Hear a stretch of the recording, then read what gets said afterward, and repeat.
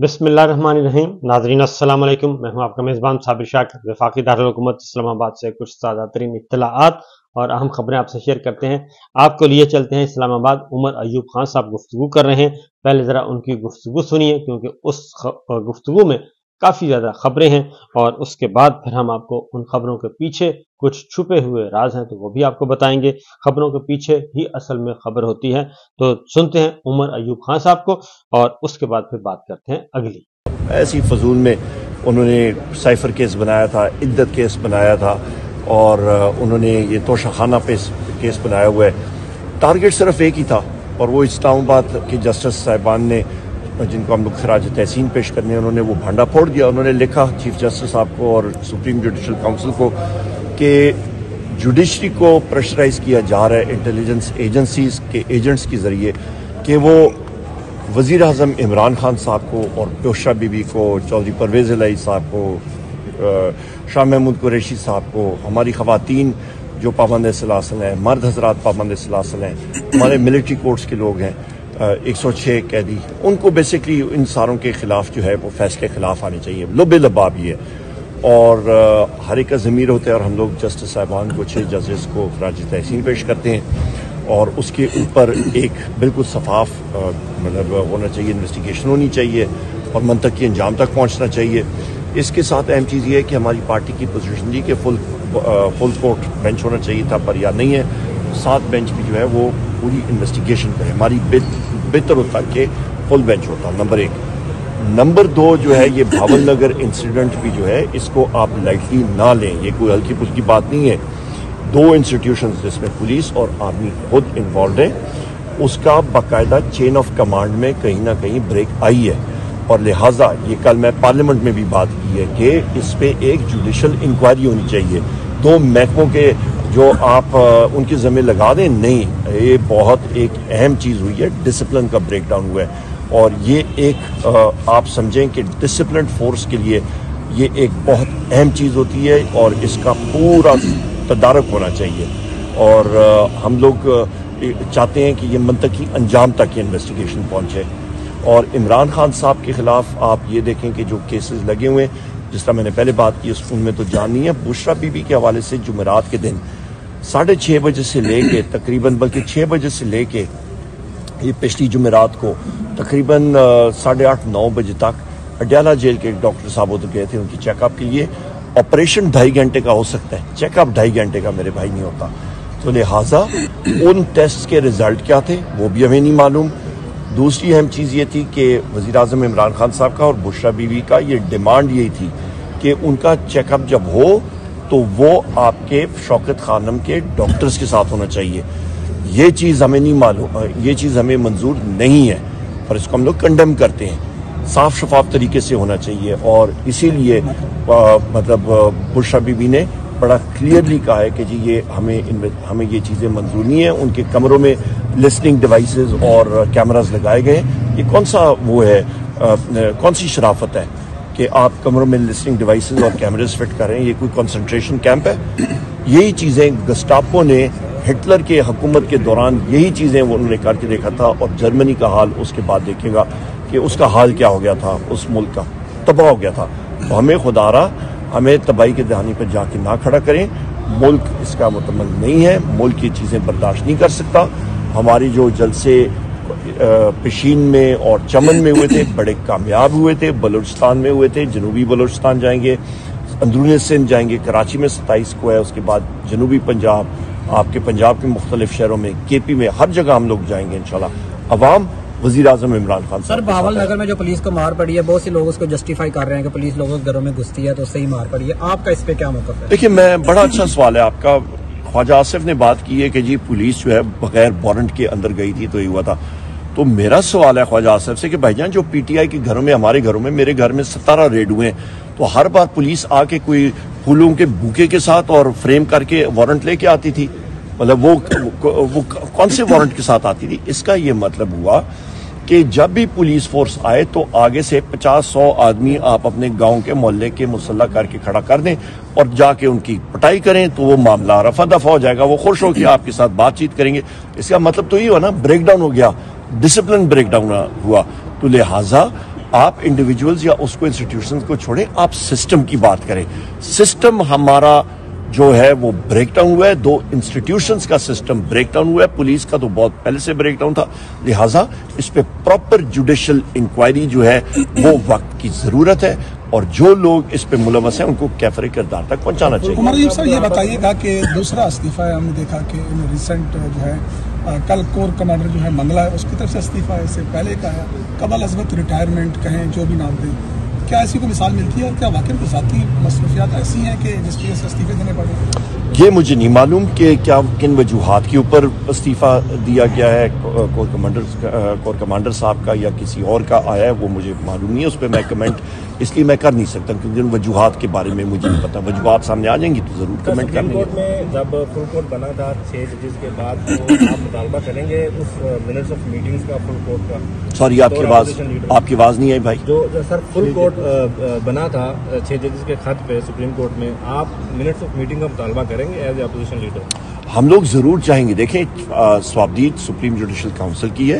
Judicial affairs میں بحیثیت ایک عام پاکستانی شہری اور لیڈر آف دی اپوزیشن ہماری رائے یہ ہے کہ آپ ضرور فل کورٹ کا کریں, کیونکہ اس پہ آپ کے برادرن ججز جو ہیں, آپ کی بہنیں اور آپ کے بھائی ججز جو ہیں وہ ملوث ہیں. ان کی عزت کے حوالے سے ہم لوگ بات کر رہے ہیں, ان کے وقار کے بارے میں. اور سب سے اہم بات یہ کہ ایک بہت بڑے ستون جوڈیشری کا جہاں سے انصاف ملتا ہے. ابھی ہم لوگ اسلام آباد ہائی کورٹ میں اسی کورٹ کے ججز 6 ججز نے ایک خط لکھا ہے, تو لہٰذا ان کے وقار کے بارے میں, ان کی انڈیپینڈنس جہاں سے قانون بن سکتا ہے.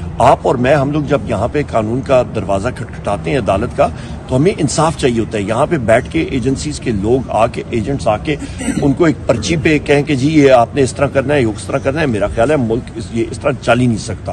عمر ایوب صاحب یہ بتائیے گا کہ پی ٹی آئی پارلیمنٹیرین اور آپ کی جماعت پی ٹی آئی, ایک آدھ دن کا فرق ہے کہ آپ نے الیکشن کمیشن میں اپنے جو انٹرا پارٹی الیکشن ہے سبمٹ کرایا, لیکن ابھی تک ان کو تو پارٹی نشان بھی مل گیا, انتخابی نشان بھی تسلیم ہو گیا, سب کچھ ہو گیا, آپ کو ابھی تک نہیں ملا. اور 2 دن بعد بلدیاتی ضمنی الیکشن بھی ہونے جا رہے ہیں, کیا توقعات ہے الیکشن کمیشن کے اس عمل پر, کیا کہیں گے؟ ان کی ٹینکی میں ایویشن فیول پڑا ہے, ہماری ٹینکی میں ایویشن فیول بدقسمتی سے نہیں ہے. ہم لوگ جو ہیں عام لوگ ہیں, اور آپ کو معلوم ہے ڈر ان کو صرف اور صرف وزیر اعظم عمران خان صاحب سے ہے اور پاکستان تحریک انصاف سے ہے. ہمارے لیڈر کو جیل میں ڈالا, سوچا پارٹی ٹوٹ جائے گی. بشرا بی بی کو جیل میں پابند سلاسل کیا, شاہ محمود قریشی صاحب کو, چودھری پرویز الہی صاحب کو, ہماری خواتین کو, ہمارے مردوں کو, ہمارے ورکرز کو, ہمارے گھروں کو مطلب انہوں نے ریڈز کیے, ہمیں رپورٹ ہونا پڑا. ہمارے ورکرز کو مار پیٹ ٹارچر کیا گیا, مار پیٹ بھی نہیں صحیح ٹارچر کیا گیا. فورس انکاؤنٹرز میڈیا پہ, آپ کے میڈیا کے برادران جو ہے بدقسمتی کے ساتھ وہ ان کے ساتھ بیٹھ کے کولیبریشن میں انہوں نے وہ فورس انکاؤنٹرز میڈیا پہ کیے, میڈیا انکاؤنٹرز کیے.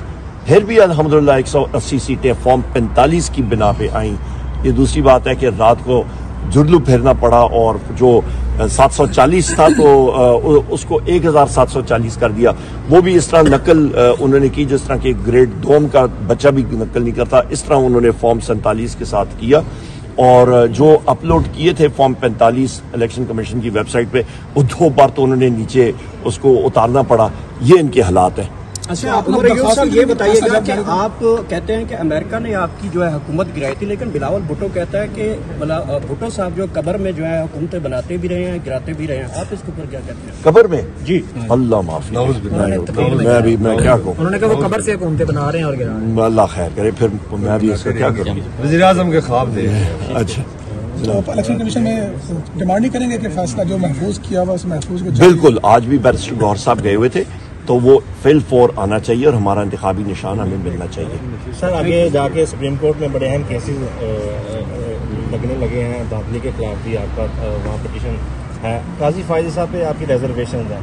آپ مروت صاحب نے کئی دفعہ کہا ہے کہ وہ استعفے کا مطالبہ کر چکے ہیں خان صاحب کی طرف سے. اب بھی آپ کا وہی اسٹانس ہے قاضی فائز صاحب کے حوالے سے کہ وہ آپ کے جو کیسز ہیں اس میں بیٹھنا یہ کیسز لگنے دیں, یہ ہمارے لیگل ساتھی جو ہیں وہ اس کے بارے میں بات کریں گے. کیسز لگنے دیں, پھر ہم لوگ دیکھیں گے. تھینک یو, بہت شکریہ. اب ذرا سنیے جی علیمہ خان صاحبہ کو, انہوں نے بھی گفتگو کی ہے, پہلے ذرا وہ سن لیں. مجھے سنا تو میں نے غلط سن لیا. ہم کر سکتے ہیں, میں سمجھی ہو گیا ہے. میں تو اسی وقت ہم تو مٹھائیاں مارنے لگے تھے, لیکن پھر سمجھ آئے کہ غلط سن لیا ہے. لیکن اس میں हम नहीं है, सारों को पता है। जज साहब भी बड़ा मेहनत कर रहे हैं सुनने के लिए, लेकिन हमारे लॉयर्स ने बड़ी मेहनत करके उनको सारा कुछ तो बता दिया है। अब कुछ बचा नहीं था, सारा कुछ सलमान सफदर ने उनकी सारे दलाइल दे दिए। तो अब प्रोसिक्यूशन, हालांकि जो कुछ सलमान सफदर ने वहाँ सुनाया वो वही है जो प्रोसिक्यूशन के विटनेसेस थे, लेकिन अब प्रोसिक्यूशन जो सलमान सफदर उनका काम कर चुकी है, प्रोसिक्यूशन कहती है हमें 1 हफ्ता चाहिए तैयारी करने के लिए, लेकिन उसके ऊपर तो प्रोसिक्यूशन को भी शर्म आ गई होगी ये कहते हुए केस इतना पुराना चल रहा है। और जज साहब ने कहा नहीं, जज साहब को भी समझ आ गई कि उनके पास तैयारी के लिए बड़ा वक्त था, ईद का वक्त था। अब जज साहब ने कहा कल से प्रोसिक्यूशन अपने दलाइल देगी और 2-3 दिन ज्यादा से ज्यादा लग जाएंगे। सलमान साहब ने तो उनके सारे बता चुके हैं पॉइंट्स। उसके बाद अब जज साहब का फिर हम इंतजार करेंगे कि अल्लाह से दुआ करेंगे, अल्लाह उनको तौफीक दे इंसाफ करने, सिर्फ दुआ कर सकते। ये जजेस के ऊपर बहुत बड़ी जिम्मेदारी है कि वो इंसाफ दे। हमें पता है कि जजेस को डराया धमकाया गया है, लेकिन इंशाअल्लाह अल्लाह ताला इनके अंदर अल्लाह का डर आएगा और ये अपने जो आगे अपने बच्चों के लिए लेगेसी एक अपनी जो पीछे छोड़ के जाना चाहते हैं अपने बच्चों के लिए, तो इंसाफ देंगे तो अपनी लेगेसी छोड़ के जाएंगे ना, ऐसे तो नहीं कोई उनके बच्चे इनको याद रखेंगे ना इंसाफ दिया था। मैम आज जो प्रोसीडिंग्स थी chief justice of Pakistan high court के थे उनसे कितनी मुतमईन है आपने कहा है उनके मुंह से मुझे नहीं लग रहा था, लेकिन सस्पेंड का लास्ट तो आ गया है ना। अगर आप दलाइल अगर टाइम पे ना दे तो मैं सस्पेंड कर दूंगा। इंशाल्लाह दुआ करें कि हो जाएगा। सिर्फ ये कि इस वक्त आप लोग कितना कुछ दिखा सकते हो, अभी लाहौर में इलेक्शन है सारी, तो पीटीआई का इलेक्शन नहीं है, हम लोगों के इलेक्शन है। पहले हमारा चोरी किया गया, हम लोगों का वोट चोरी किया गया, अब हम फिर अपने हल्के में निकलेंगे सारे कि हमारा जो हल्का है 119 जो इसमें ज़मान पाक आता है, हम खड़े होंगे, फिर हम जाएंगे, फिर हम वोट डालेंगे।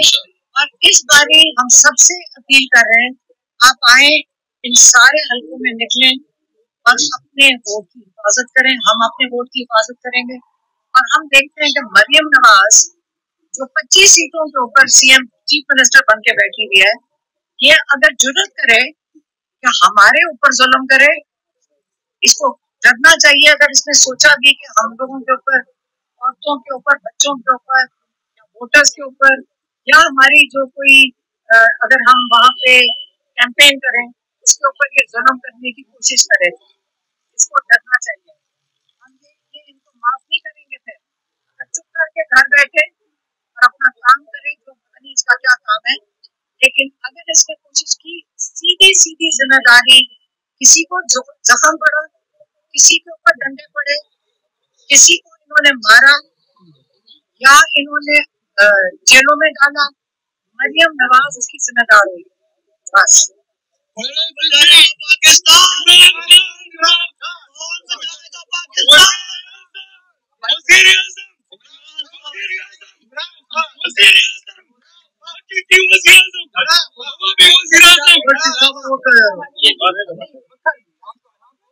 तेरा यार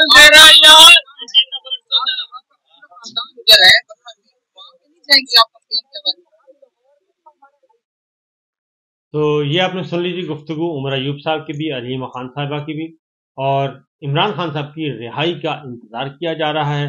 और ज़िमनी इलेक्शन भी आ गए हैं, 21 तारीख को ज़िमनी इलेक्शन है, उसमें भरपूर शरीक होना जी पाकिस्तान के अवाम ने, क्योंकि ये पिछले इलेक्शन से भी ज़्यादा सख्त मुकाबला होगा और इसका ज़्यादा पहरा देना पड़ेगा। इजाज़त दीजिए, अल्लाह हाफ़िज़।